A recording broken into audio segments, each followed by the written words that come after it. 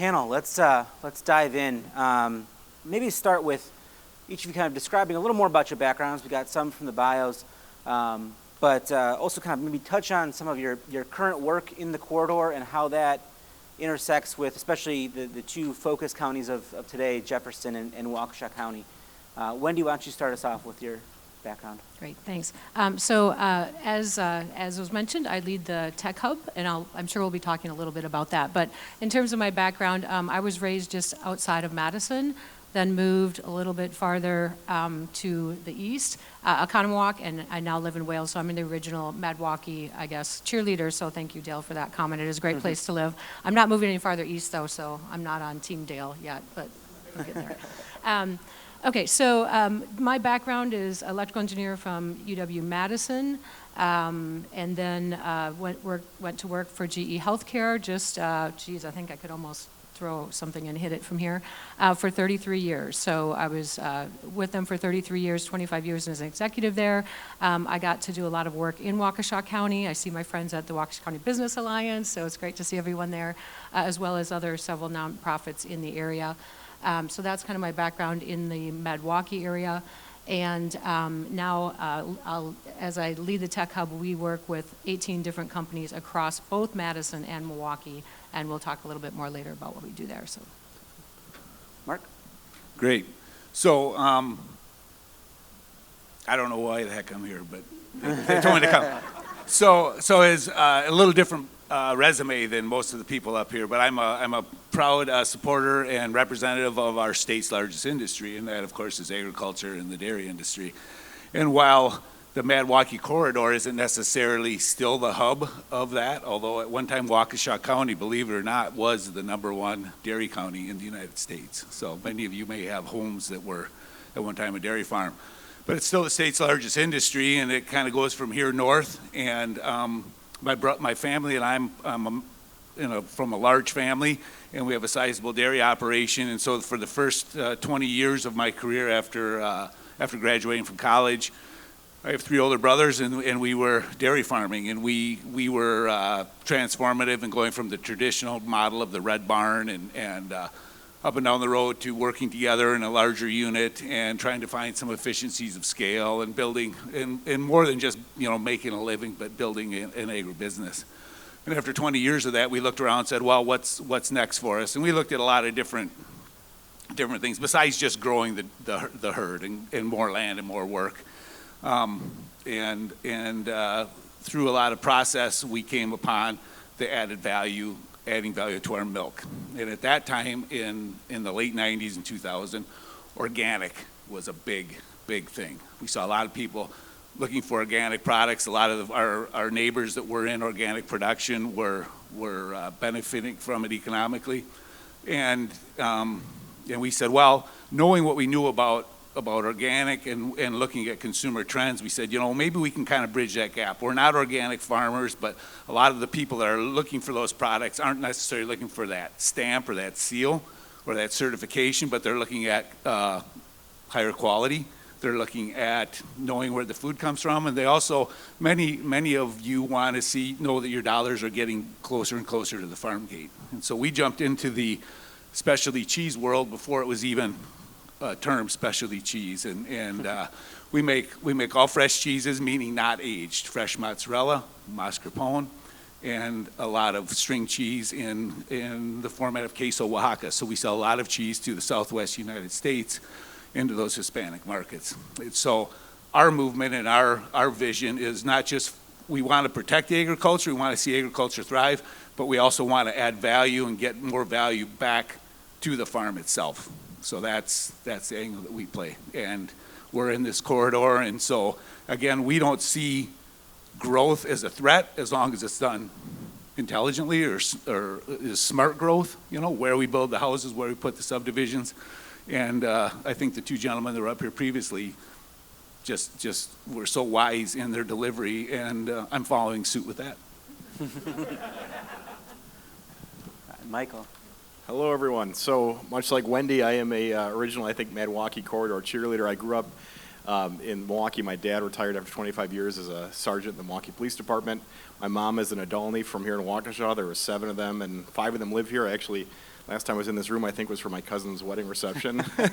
I lived in Madison. After school, I ended up working as an aide in the state legislature. I ended up being the chief of staff for 2 state senators, and I had a brief stint in the Wangard administration as the director of the Interagency Council on Homelessness. I mentioned kind of the places we've lived. When my wife and I met, we both owned homes in Madison, and we intentionally chose Jefferson County. We could have really picked anywhere along this corridor, but we wanted to live in Jefferson County. And working for the county now, I can understand why. I would be very remiss if I sat up here. The 2 people at my table, I think we have a lot to thank. Deb Reinbold, president of Thrive Economic Development, for all the work she's done to get us to the place where we can make these announcements, be a part of these conversations. And our former county administrator, Ben Waymeyer, BizTimes notable veteran executive, and is currently the president and CEO of one of the sponsors, the Greater Watertown Community Health Foundation. I think, being able to see some of the perspectives I saw in Madison translate pretty well to the larger conversations that are happening statewide when it comes to economic development. But we have a lot of untapped potential in Jefferson County. There was an article recently in BizTimes about kind of our time has come, and we adopted a strategic plan in 2023. 2 of our pillars are intentional economic growth and diverse housing opportunities to address the fact that whether we like it or not, because of our geographic situation, growth is coming, and we need to be ready for it. The train is here, and we don't want to get run over. We want to ride it. So I'm just excited to continue these conversations, and I'm so grateful to the people that set us up for the success, and will continue to be a part of these conversations in the future. Matt? So I'm an Iowa farm kid. I grew up during the Great Farm Crisis. The message I got as a child, get out, right? Get out. There's no future for you here. So my career, that's what started it. Farming was an option. Get out. We saw a lot of our farmers, neighbors lose their farms. And as Dale is one of the biggest cheerleaders of this area, I'm probably number 2. This is an incredible area. We moved up, graduated law school, moved up. My wife got a job at a law firm. She's from small town Iowa as well. We thought this would be a year. We'll be out of here. We'll go back to Iowa. Loved it. Absolutely loved it. It's a big, small town. Everybody knows everybody. That is what really makes this area special, Dale. And I'm so glad that you mentioned that earlier, because I feel passionately the same way. I'm passionate about economic development. My career, I was at the Builders Association, ran that for many years. Know the challenges that industry faced. I then went to work at the Walker administration, served in many roles in the Walker administration, Deputy Secretary of the DNR, Deputy Chief of Staff. Then I oversaw the Foxconn project and saw how to get a big project like that going and what needs to happen to make that work. And then after that, I joined Wangard, and I'm very blessed to be in an industry that we improve people's lives every day, right? Whether it's housing, amenities of restaurants, whether it's workplaces, parks that we contribute to, bike paths, those sorts of stuff. I really feel blessed to be in the industry that we are in, and I think Jefferson County has a great opportunity ahead of it. There's going to be challenges. Growth is a challenge, but it's not the problem of decay. When I go back to my hometown, it's sad. It's sad. And so let's take advantage of the synergies that we have. And I think the other positive thing this region has going for it, it's great to see M7 and MadRep working together, but there's a lot of energy at Thrive, right? There's a lot of energy at the Waukesha Business Alliance. And we have new leadership there that is collaborating like never before as well. And, Dale, you're relatively new to your role too, right? And you guys are all working together to push the ball forward. And I think needs to be a lot of recognition for that leadership, because that's what it takes. That's what it takes to land these opportunities. So we've got a bright future, but we got to roll up our sleeves and work together. I want to get into that future more. Obviously, it's the MadWaukee 2050 event. But Mark, I'm hoping you can take us back to that change you had in your family business, because I think it's an interesting inflection point for any business to kind of think about. We're in a commodity type situation. We could keep on this track and there will be ups, there will be downs, or we can make an affirmative choice that we're going in a different direction along a similar line, but just talk us through that choice that your family made, that we're going to take this business in this different direction because we can see what got us here is not going to carry us where we want to go. Well, certainly, and Matt kind of seeded that part of it, right? Because I graduated from high school in the mid '80s and went to university in dairy science, which is cows, and I remember going to a neighbor of ours was retiring and went to his auction, and another neighbor said, "What are you doing, Mark?" And I told him, "I'm going to school. What for?" And I said, "Well, I'm in dairy science." And he said, "You should go back and take a psychology class." And he wasn't laughing when he said it, though. And I must have had a reaction. And he said, he says, "Sorry, I don't mean to burst your bubble." But he says, "There's just got to be an easier way." He listed kind of his career. And that always stuck with me and my brothers and I when we were toiling. We were working very long days, 7 days a week. And we would say, on the other side of this, we have to be getting somewhere, right? There has to be something more than just more work tomorrow. Every day, we all do it, right? The alarm goes off. And do you remember the Three Stooges when Curly was in the corner and they'd be pouring water over his head and fanning him, the bell would ring and he'd head out and start fighting again, And I always felt that was our life. We were just answering the bell every day. And we looked and said, there's people out there, consumers are looking for certain things, and I shared the story of organic, and he said, and we looked and we said, people aren't doing it. We're not doing it. The people that we're selling our milk to aren't doing it. They're not providing those products. And so we just looked and for our own family, originally it was just self-serving, right? It was just like, we just need to do something to get ahead. And we also had some full-time staff. This was the first time we started employing people. And we said, if they're going to do what we used to do, what are we going to do that's different? And it was an opportunity for us to professionalize ourselves, right? to get around another level of professionals throughout our community and throughout the industry and at the University of Wisconsin and places like that.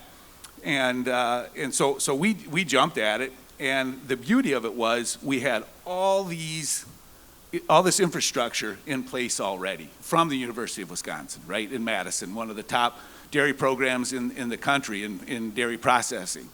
We have all these companies, these job shops that are stainless fabricators and process engineers and that they're just a wealth of knowledge. And as I said, I've told a lot of people that come and other farmers and say, "How'd you guys do this?" And I said exactly, Dale will like this. I said, if I was a dairyman in Colorado, I said I couldn't have done it because I wouldn't have had all that infrastructure and different. So I think a lot of it really, Arthur, is just start looking around and see what's out there. And it just, the opportunities, actually, instead of it getting like, okay, we have to dive down this hole, it opened up, the skies opened up. And it continues to do that today. And then again, we look at it from the economic power of our local community and say, hey, what can we do? The question was about maintaining the lifestyle in our small towns, and I would say we actually need to improve the lifestyle in our small towns, right? Mm-hmm. Maintaining is going to be failing. Yeah. I want to jump from cows to the Biohealth Tech Hub, and that's not as much of a crazy jump as it seems with what Mark just said. But Wendy, maybe if you could just expand a little bit on what the heck the Biohealth Tech Hub is and some of the advances that are maybe happening and how this all kind of came together as a formal thing. Yeah, great. So expanding upon that idea of intentionality. So when we started the Tech Hub, it was actually called the MedTech Corridor. So we didn't have a name for it. We were just calling it the corridor. So kind of funny that the MadWaukee corridor. And it was primarily based on a relationship between GE Healthcare and UW-Madison. So that gets back to that concept of, great partnership there.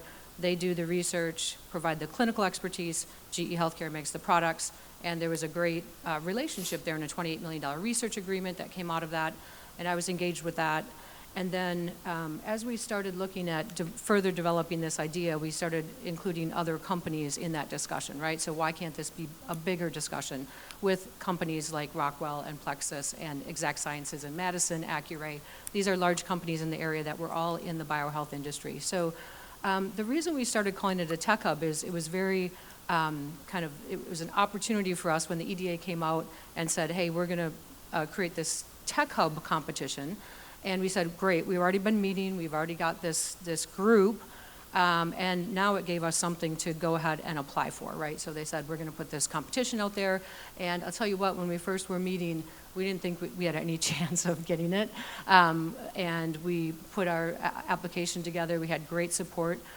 Similar to Mark's comment about, like, we couldn't have done this. Other states could not do this. I mean, the fact that it was not me, it was everyone that was on that team came together, put together over 800 pages of documents, worked together just very seamlessly. We got 49 million from the EDA, but also we had 32 million in corporate and state commitments, which is very, very critical to show the support that both the state and the companies here gave towards the tech hub. So what are we doing with that? We're working on specific projects. The main kind of theme of a lot of our projects is theranostics. So just very briefly, that is therapy and diagnostics combined, so hence theranostics. So it's basically using a radio tracer that both would detect disease as well to treat the disease.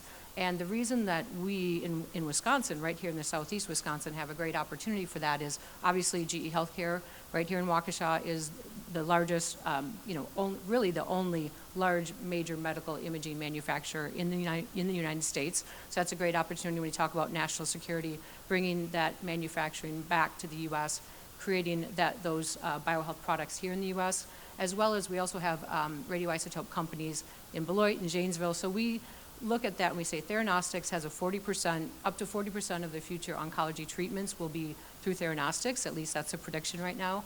And we in Wisconsin have a great opportunity to get ahead of that and create the supply chain, create the technologies here in the state, so we don't get passed by other states. And quite honestly, some of the other states we compete against, like if you think about Johns Hopkins and Baltimore, they don't make anything there, right? So in Wisconsin, we make things. We've got foundries, we've got machining, we've got all of the supply chain right here in Wisconsin. We have 500 biohealth manufacturers.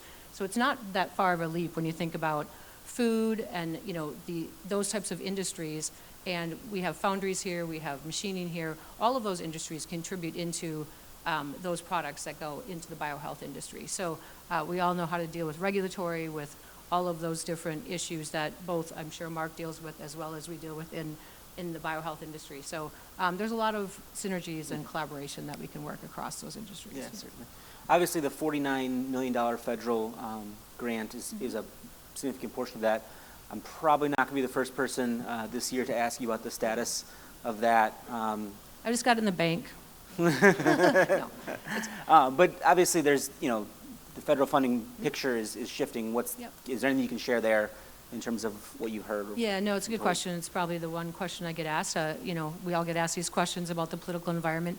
First of all, I just want to say Tech Hubs was a very bipartisan, bill that was passed, and it was appropriate. The funds were appropriated through Congress. So we are up to date on all of our funding. So, I always, when people ask me this question, I'm always like, well, I could get up tomorrow and hear something on the news, and I wouldn't probably know it before I heard on the news, right? So, but as of right now, we are up to date with all of our funding and all of our requests, and all of our projects are up and running and going. We've hired a lot of people in data science, engineering, different, for all of the projects that we have. Our goals is for $9 billion of economic development and 30,000 people in the workforce in southeast Wisconsin, so it's a really big goals that we have, and we have 10 years to do it. So as of right now, funding is as solid as we would expect and hope for. Yeah. Sounds good. Want to get back into the corridor. Matt, as you guys at Wangard look at Jefferson County in particular, what maybe trend lines or things, or data points are you seeing that have you interested in the region as a firm? So first, I'll probably go to housing, right? Housing. So if you take a look at, so demographics is a lot of what housing's about, right? So the biggest area of population growth in the state of Wisconsin is Dane County, right? The rest of the state isn't really growing that much. Waukesha County grew a little bit. Jefferson County didn't grow a whole lot. Actually, I think it was less than 0.1%, was Jefferson County's growth as you take a look at it. So from that standpoint, I think you're going to have some pressure coming from the east. people, looking to locate in Jefferson County because housing prices in Madison are rising quite rapidly. But we also have pressures coming from the west on the housing elements because we have also, I think, more businesses looking to expand their operations or update them. And there aren't a lot of facilities or vacancy available in Waukesha County. So those are going to be migrating to the west, looking for opportunities. So that workforce has to follow as well. And then, we just, Dale, I think, covered the cost of housing. Yeah, land's a little bit cheaper, but we still have housing costs or construction costs and labor costs that are not improving. They're actually getting worse as the day goes by. And so the communities, in western Waukesha County, the vacancy rate right now on housing is 2.7%. And that's very, very low. They would say a healthy market's at 5 to maybe 6%. So we're at 2.7. And then some of the communities on the western side are really, there really isn't opportunities for more multifamily housing. So that has to find a place. And I think the thing that people don't understand about housing, so we do Class A multifamily, and so we have 2 projects in Western and Oconomowoc. Oconomowoc's been a great community for us. So they are pretty much full. And it always surprises people because there's this big misconception. Median income at those properties is $100,000. $100,000. That's the median income for the people that live in those properties, right? Our kids, so we always hear a school district's going to get overwhelmed. Per unit, 0.03 kids per unit. Pets is 0.5, right? Cars, we always hear about traffic, all the traffic multifamily brings. What's going to be 1.1 car per unit, And so what communities need to do, we're over paving places, which causes environmental issues, adding cost. So we need to take a look at the regulatory burden that's happening in these communities and try to bring that cost down. And I do think there's money to reap there to help drive down the cost of housing. And then I think the other thing people need to realize on the multifamily side, I was just at a conference, you need assistance from your communities. Otherwise, you can't make the numbers work. Unless you're in a really hot market like Madison. Madison can probably get away without giving TIF. But right now in Wisconsin, over 70% of multifamily projects get assistance through TIF. So I think the dynamics with the industrial needing to move west just to find new facilities and the population coming from the east puts Jefferson County right in the middle. Michael, from your perspective, how are you thinking about kind of the question of housing and some of the trend lines that Matt's talking about? Yeah, I think a number of things, and I'll probably circle back to the same point later. What we as a county view our role is to be a facilitator and a collaborator. We have a couple of our city and village managers and administrators here. We have countywide zoning for our towns. Municipalities have home rule, and so they have their own zoning. And so we'd like to kind of facilitate the conversation about what the benefits of housing are, what that can bring to a community, what happens if you don't grow, that the idea of our small towns not maintaining, not being enough even. So we're trying to do our part to support those local leaders and the decisions they make when it comes to zoning and other types of supports that have to be done around housing. And we've taken that on as part of our diverse housing opportunities, part of our strategic plan. As Matt had mentioned too, we are looking to do what we can provide from the county to offer some type of assistance in getting these units built. We launched now a $9.5 million revolving loan fund called the Live Local Development Fund that helps with up to $25,000 per unit in multifamily development, potentially looking to expand that to single family too. And that kind of stuff are things that will help us, as we look at what Matt had called rising construction costs and the ability maybe to get higher rents in some other markets that really is able to drive some of the housing to Jefferson County. When we talk about preserving the agricultural identity of the communities as well, that's another point why we're trying to say let's push some of this growth through municipalities where we lose some of that control. But if we have good relationships with our municipal leaders, that's a way to facilitate that conversation. Mm-hmm. I got an audience question. It says, lack of housing is a significant bottleneck to attract new employers due to lack of potential employees. Local opposition by small but vocal residents can derail new housing projects. What role can the business community play in publicly supporting housing projects to provide policymakers with the business case for new housing and consequences of ignoring economic development opportunities. Sounds like that's for me. The business community's got to get involved. With the age of social media, these opposition groups rise really, really fast, and they spread a lot of information that isn't true. They'll spread out how many school kids, we're going to overload our schools. Well, a lot of the school districts need more kids, right?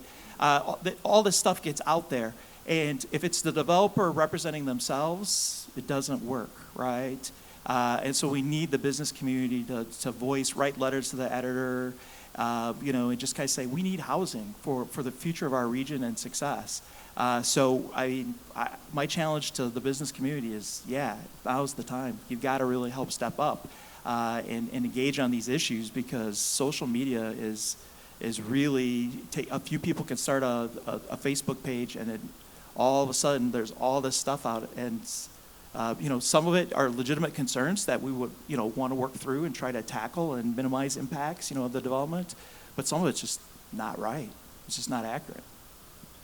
And I know, having worked for the state too, there's associations I'm sure a number of you are a part of. I know probably a fair amount of manufacturers and large business owners here. But the amount of times that you can plug and play, we don't need another apartment in Lake Mills. We need insert your favorite chain restaurant, insert your favorite grocery store, right? And so working with even groups that might traditionally not be part of this network but are still related, retailers, Wisconsin Restaurant Association, the grocers, how can we ask them, and in your communications with them in your own communities, support some of this stuff, because retail is driven by housing just like economic development is, and I think that piece has been kind of missing, at least down to the level where you see some of this public opposition. Mark, if we could, not to make you the voice for all of agriculture and rural communities, but you agreed to come up here, so. And I'm still wondering how that happened. We'll blame Tab.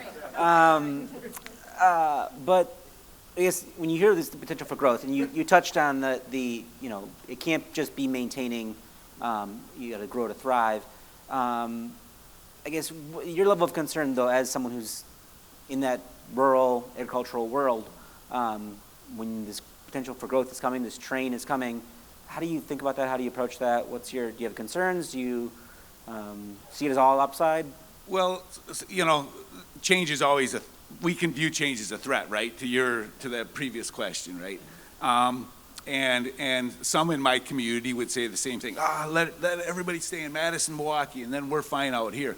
But in the meantime, we have the challenges that we talked about: the declining schools, the declining small towns, the empty storefronts, and so how I approach it is we just have to be smart about it. We have to be smart with our zoning. We have to be smart with where we build our homes. In Dane County, especially Western Dane County, we have a lot of leapfrogging, building McMansions out in countryside. I don't want those next to my dairy farm, and trust me, today they don't want to be next to my dairy farm. Right? We handle 25 million gallons of dairy and cheese waste a year, right? And where it goes, back on the land. So we just have to be smart, and there is plenty of room.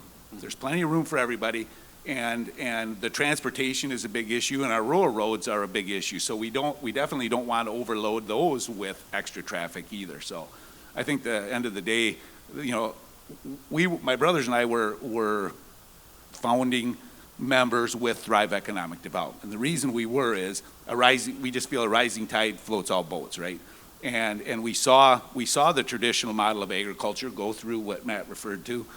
And we just said we just need to unhook from that model and move into something new, and it is going to look different, and we're figuring it out, and we are in a great place. There's a couple tables full of people in here. If we push those tables together for an hour, great things happen, and they are happening. We're getting a new YMCA in Watertown right now from scratch. It's affiliated with the Conomowoc. Collaboration among all those communities. We have the housing program going on right now. They're literally pounding nails in a site that was reconverted from an assisted care. So there's a lot of good things happening, and it doesn't take a monstrous group of people. It just takes people that are vested in it, and that happens in that area. In Jefferson County, people make a difference. Good idea goes a long way. Michael, maybe you can speak to this, just the idea of collaboration and how you actually foster it. I mean, it takes probably more than just, we talked about intentionality before, it takes more than just convening people, but how do you actually go about fostering that collaboration and the working relationships across the county? Well, Deb is going to have a table going on actually that's talking about how we didn't just get lucky, we planned for this. And Deb planned for this, Ben planned for this, the founding members of Thrive planned for this.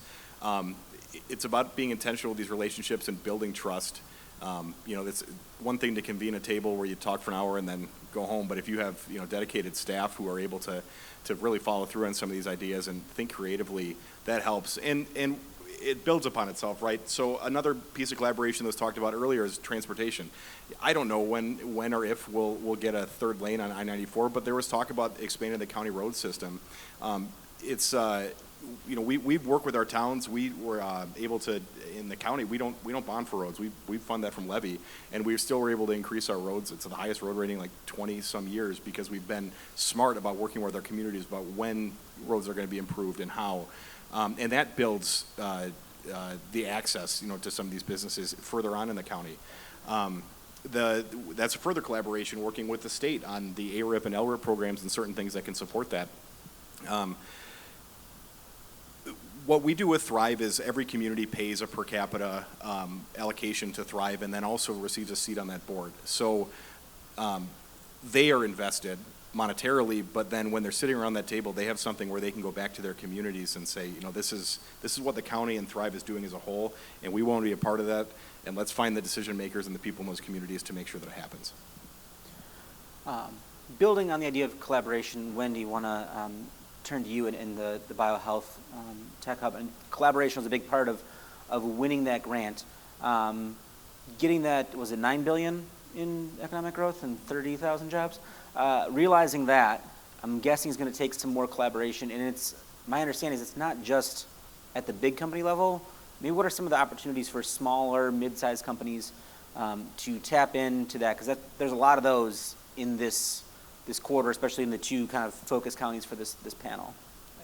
So in Biohealth, I talked a little bit about it, but there certainly is a strong supply chain here. It is made up of small and medium-sized companies. We have over 500 suppliers, so it's not all about like the GE Healthcares of the world. That supply chain is small and medium-sized companies that supply into that supply chain.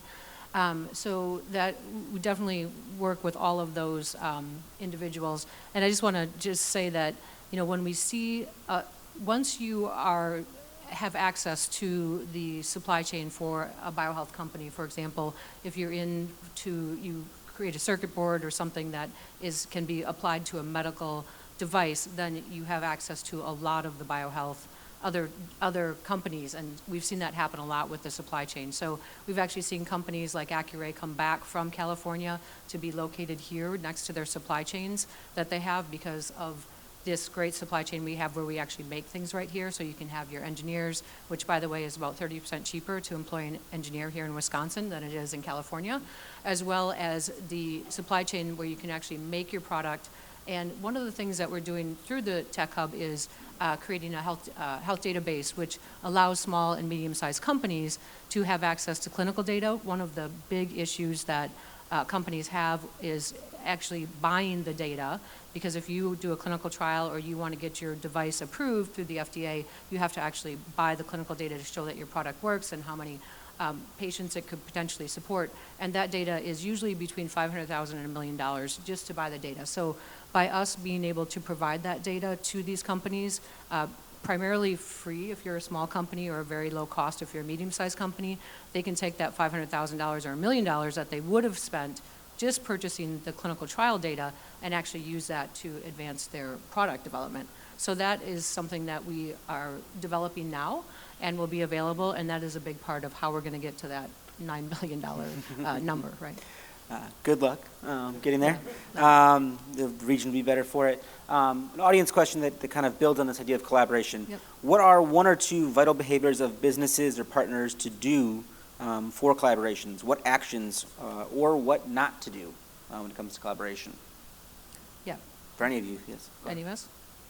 Matt? So I'll Look, start. I can- I'll point to my good friends at Oconomowoc, right? So we had a major redevelopment project out there. And so from a developer standpoint, we just put all of our cards on the table, honestly, right? And the city did as well. And we said, how are we going to make this work, right? And we rolled up our sleeves, we put together a plan, and then opportunities came, right? And then, hey, this might be, maybe we switched from the plan a little bit, deviate, because this is an opportunity. And it was that kind of trust and just kind of going back and forth and honestly communicating back and forth, I think is really the key, Bob, right? And the mayor as well, and the rest of the staff, that, you know, I operate no surprises, so I just tell them, hey, this may be in the works, may not be in the work, and they did the same thing, and we just built that level of trust. But it boils down to trust in the end, and getting actually right people at the table that are not afraid to make decisions, and then roll with it, and then and just communicate as you go forward. And you know, I saw the same thing Thrive go through with the business park. You know, they did the exact same thing. Ben and Deb did that there. We did the exact same thing, building the large development for Foxconn, which is now Microsoft. It's just really getting the right people around the table and openly communicating and trying to figure out how do we create win-win-win where everybody gets what they want. Similar things that you've seen, Wendy? Well said. I mean, I think also we lost some of that collaboration through the whole, you know, COVID and all of that. And I think through the Tech Hub, we've had these opportunities to get people together in the same room, you know, whiteboard ideas, come up with the best bets we have in terms of technologies.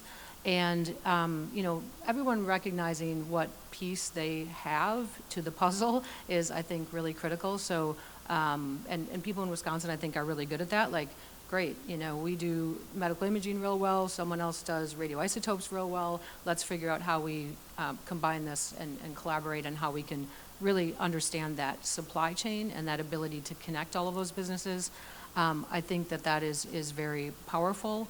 I do think sometimes it takes people in person to do that.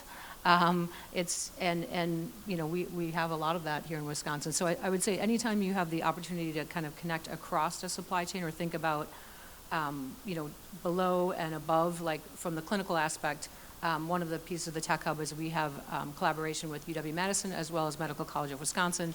And so having those anchors of, you know, the two medical colleges in the state of Wisconsin and having, you know, them collaborate is, I think, was really a great part of the Tech Hub. Like, wow, they've got these two organizations that you could say would maybe be competitive, but they're not at all. They have MOUs with each other, and we are working very closely with both of those organizations. So that's a good example of, you know, how we were able to do that. I just want to add one thing. Did you guys win best in that article that came out this time? Were you number one on the best community work? Number two. I think they're number one. But anyway, all right. But the other thing that was crucial is we'd make a decision fast, right? We wouldn't wait around because the market changes, a potential tenant may change, you know, that could be a game changer, because everybody in business now is operating with speed, right? Speed and urgency, because things are changing so fast around all of us that what we know today, we want to try to lock it in as fast as possible. And I think communities that are successful in economic development are operating at that speed as well. Mm-hmm. Go ahead. And I was just going to say, I might be stepping in something here that I don't want to go to, but I think this was your next question anyway. So with regards to that comment, I think with regards to like the supply chain and our ability to bring that supply chain back to Wisconsin right now is a really powerful time for us. So I think that is something that can really spur organizations to come together. I know just living through COVID, and I was at GE Healthcare, and I was running over to Madison because we didn't have respirators, and they were all coming from China, and we're trying to figure out how to make 40,000 respirators to supply. So we were afraid that China was going to cut us off, and I'll tell you what, the Biohealth, if you know where all your drugs come from, all of your medical devices, and we just cannot allow that to happen. So I think this is a great opportunity to really look at what is the opportunity for us to bring that manufacturing back to Wisconsin. And people are to Matt's point, are very energized and motivated, quite honestly, to do it right now. So if we can seize that opportunity, I think it's a good opportunity for us. And the ranking Matt was referencing was there's an article in this issue of BizTimes that everyone seats on. We did a survey of real estate professionals and asked for the most development-friendly communities and the least development-friendly communities. So that's in the magazine if you want to check that out. We've talked most.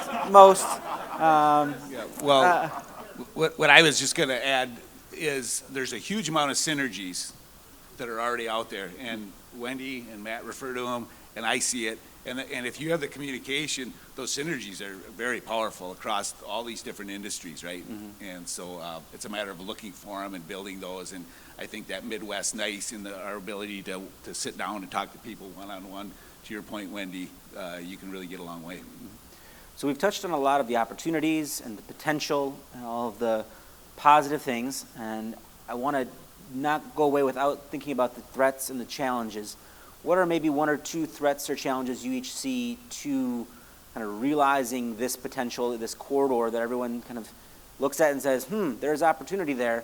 What are the threats? What are the challenges to not realizing this? I'll start. Demographics. We're aging. We need more young people. So that's we got to attract talent, retain talent. We're not going to just continue to grow just by our own dynamic. We got to get people here. Yeah, similar, I was going to say workforce is a big challenge. One of the things we're trying to do in the Tech Hub is the 30,000 jobs, working with, UW-Madison and others to attract more engineers. We're actually breaking ground on a new engineering building over there. We have, for every engineer that comes out of Madison, there's 7 job offers. I mean, it's crazy, right? So, and we need more to stay in Wisconsin. So how do we accomplish that? So that's what we've been talking about all day today. But also the tech colleges. So I see a lot of the tech college people out here. And I think that that's also a big opportunity as the younger, I have 4 college-age kids, and that is becoming much more attractive. So how do we make that a bigger draw, especially with WCTC, obviously, and the tech college system that we have here, I think is a great opportunity for us to attract some of that talent. I would say oppressive regulations. We just need to really look at the regulations that we have in place. Certainly any new ones that people are scheming up. The ones that we already have, and let's try to make sense of the ones we have that they really apply for what we're actually doing and not just mimicking what's being fed to us from Washington, right? Arthur, do we have a question after this, or should I put my positive spin on the end of my... I have one more after this. Okay, perfect. So I would say the 2 things I would be worried about would just be complacency and too inward-looking, too much of silo or isolation. So yeah, we will end on a positive note. I'm not going to end on the downer and send everyone off to the round tables with that. I guess my question is the looking for the signs of growth, looking for the green shoots of realizing the potential. What things might you look for? I mean, this doesn't happen overnight, but we didn't get the I-94 corridor to the south didn't change from what it was overnight. What are the next phases of growth that you're going to be looking for? Does it require urgency? Does it require patience? Both? What signs are you looking for? I'll kick this one off and try and be brief. So something that was brought up earlier, workforce, right? But then if we start thinking about ourselves as a corridor in a larger community, and Dale had brought this up earlier about talking about drive times, we have over 1 million people that live within a commutable distance from Jefferson County, certainly Waukesha County, that is an activated workforce that we can say, let's bring them here. Let's bring them to the MadWaukee corridor. We can train them. We can also look at what we're good at. We have a very, very skilled manufacturing labor pool in Wisconsin. And when we set out in Jefferson County to look at the 4 pillars we're looking at biohealth, agriculture, agribusiness, food and beverage, and advanced manufacturing. And this question about whether we need to be patient or urgent. Something that we should be doing is looking ourselves as a region, and we're doing it in the county, but we can do it as a part of this larger corridor. We're looking at ways where we can say, let's get some type of proactive planning in place to get our development-ready sites in all of our municipalities and other transportation corridors so that when the right project comes along or the right developer comes knocking, we can say this is exactly what we have to offer, and how can we get this done quickly? So we can be very patient, we can be very intentional with relationships, because that is going to build to the ability to be urgent and rapid. So we have a kind of unique perspective at Wangard. So We were the first really larger Class A apartment complex in Oconomowoc back in 2016. And then we proved there's a market there. So we had to not only prove that to our investors, just to be able to do another one, but then other people saw that success and came, right? So Jefferson County needs that. We were also the first to do a project in Racine County in the 2000s, right? And we did that in 2020. And once again, we started that project. We did multiple phases. Now we have a lot of apartment activity happening in that region as a result. So I think you've got to have somebody willing to go into the marketplace, take a little bit of a gamble on it, and show, hey, yeah, we can get the rents. We have low vacancies. This is a good marketplace to be in. And then I think you'll see a lot more activity happen. But somebody's got to do that, because right now the comps are not there for a Class A project in Jefferson County. So we're closely watching what's happening in Watertown and hoping, hey, that's going to start getting some comps there to give it greater comfort level. And Watertown, is a little further off the interstate, so that's where it's going to be, kind of a crucial project to watch. Yeah, so I'll jump in. I'll speak to Biohealth specifically, and I think Dale mentioned some of the great companies that are moving in, so I think they're seeing some great success. Companies like Eli Lilly moving in to the state and, 750 jobs, promising 750 jobs. But I think for Biohealth, what we're trying to do is we're trying to make sure that young people understand the career opportunities. That's not just being a doctor or being a nurse. I mean, if you look at nursing school applications, they're, through the roof, right? Everyone's trying to get in and get into those occupations. But we do need to educate people about the ability to come into the biohealth tech community, right? So there's many jobs available in that industry. And so jobs like Eli Lilly come in 750 jobs. One of the highest vacancies that we have, or when you look at all jobs that go unfulfilled in the state of Wisconsin, is lab managers.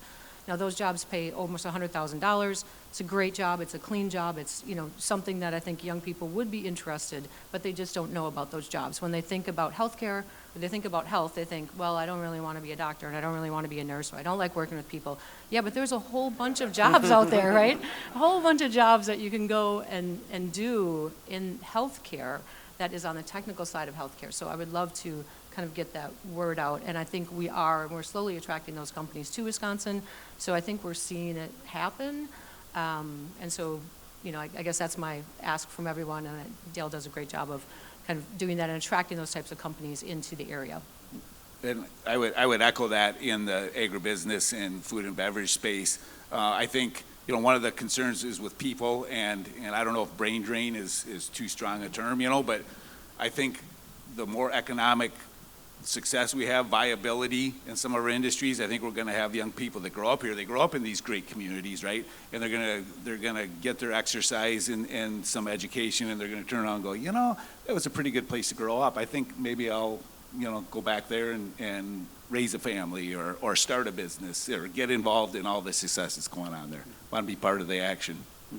Yeah, that's a great point. I just want to add that we've seen companies come back. I think we'll see young people come back too. I mean, you can move out to California for a while. I don't know if anyone else has done that, but a lot of people end up coming back. So it's a great place. So anyway, embrace those people that come back and find a place for them to live, I guess. Absolutely. Well, this has been a great conversation. Invite all of you to continue the conversations at the roundtables and join me in thanking Wendy, Mark, Michael, and Matt for being part of this panel.